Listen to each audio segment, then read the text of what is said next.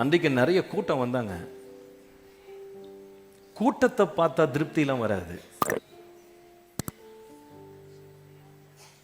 இன்னைக்கு ரொம்ப வேதனையோடு சொல்லுகிறேன், ஒரு கிறிஸ்தவ கலாச்சாரம் உருவாகிட்டு இருக்கு. கூட்டத்துக்கு பின்னால போறாங்க. எங்க அதிக கூட்டம் கூடுதோ அங்க உட்கார விரும்புறாங்க, அங்க தங்க விரும்புறாங்க, அங்க திருப்தி அடையலாம் நினைக்கிறாங்க.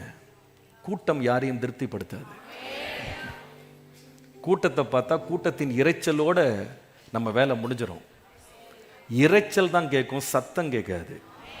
ஆனா இயேசுவை பார்த்தீங்கன்னா அவருடைய வார்த்தையின் சத்தம் நமக்கு நேரா வரும். கூட்டத்தில் மகிழக்கூடாது. கூட்டம் வரும், கூட்டம் போகும்.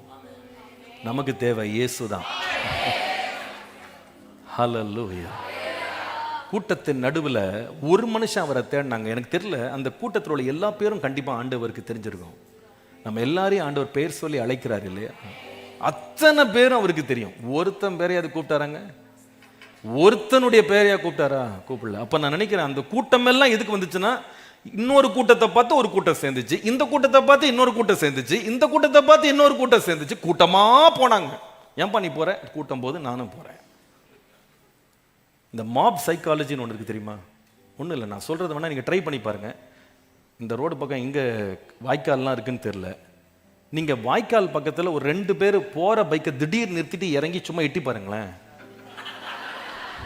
நான் சொல்றது உங்களுக்கு என்னன்னு புரியும். உடனே 2 பேரும் என்ன சார் பாக்குறீங்க? நீங்க பார்த்துட்டு இருந்தா ஒரு பஸ் நின்றோம், லாரி நின்றோம், ஆட்டோ நின்றோம், எல்லாம் வந்துருவாங்க. நீங்க போய் கேளுங்க, என்னப்பா பாக்குறீங்க? தெரியல சார், அவங்க பாக்குறாங்க, நானும் பார்த்தேன். இது நடக்குதா இல்லையா? முழு கூட்டத்துக்கும் எதுக்கு நிக்கிறேனே தெரியாது, அதுக்கு டிராபிக் ஜாம் ஆயிரும்.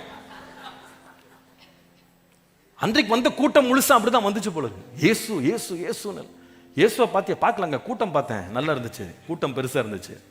எல்லாம் திரும்பி போயிட்டான். ஒருத்தன் மொத்தம் அவரை பார்க்கிற வரைக்கும் முயற்சி பண்றதை நிறுத்தணும். அதான் இருதயம். அவன் இருதயம் திறந்துருச்சுங்க ஆண்டவருக்காக. சும்மா மேலோட்டமா சும்மா ஒரு பேச்சுக்குன்னு வந்தேன், கூட்டத்துக்கு வந்தேன் கிடையாது. சும்மா ஒரு பேச்சுக்காக வருஷம் தோறும் வர்றது போல ஒரு பிரேயருக்கு நான் வந்தேன், ஒரு ஆராதனைக்கு வந்தேன், கூட்டத்தில் மகிழ்ந்தேன், பாட்டில் மகிழ்ந்தேன், நான் ஆராதனையில் மகிழ்ந்தேன், யாரோ பேசுனாங்க அப்படின்னு போனேன். அப்படி கிடையாது. இயேசுவை பார்க்கணும்.